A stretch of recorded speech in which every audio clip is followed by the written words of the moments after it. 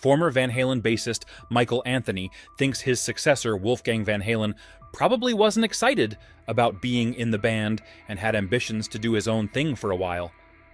Anthony played in Van Halen until 2006, at which point Wolfgang took over while still a teenager.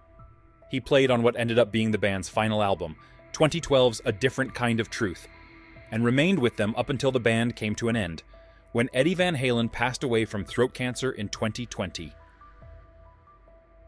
The topic of Wolfgang comes up in an interview with Sally Steele, in which Anthony is asked if he ever got to speak to Eddie before he died.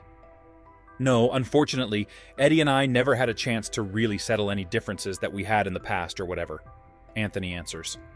But at the end of 2023 here, Wolfgang played the House of Blues out here in Las Vegas, with his new band Mammoth. Wolfgang Van Halen and I went to the show as his guest. And we sat and talked, and there was a lot of closure for me there. Valerie Bertinelli, Eddie's ex-wife, was there, so it was a great night.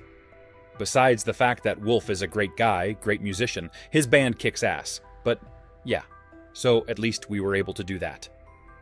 We've always been friends, Anthony continues, when asked if he's now friends with the man who took his job in the band. Eddie, he wanted to play with his son. The way I kind of feel is that Wolfgang probably wasn't excited really about being in Van Halen. That's why in his band he doesn't play any Van Halen, because he wants to carve out his own niche. But just to be able to get up and play with his father, I can totally understand that, but no, I love Wolfie, man. I hadn't seen him in like 20 years. I went to the show, it was great. We had a great time, great hangout.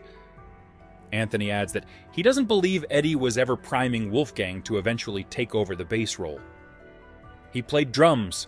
That was his first instrument that he played, and he knew a couple of chords on guitar because in 2004, when we did the Van Halen reunion tour, Wolfie came out and actually strummed a couple of chords with Eddie at some of the shows. But being Eddie Van Halen's kid, you're going to be a multi-instrumental person anyway.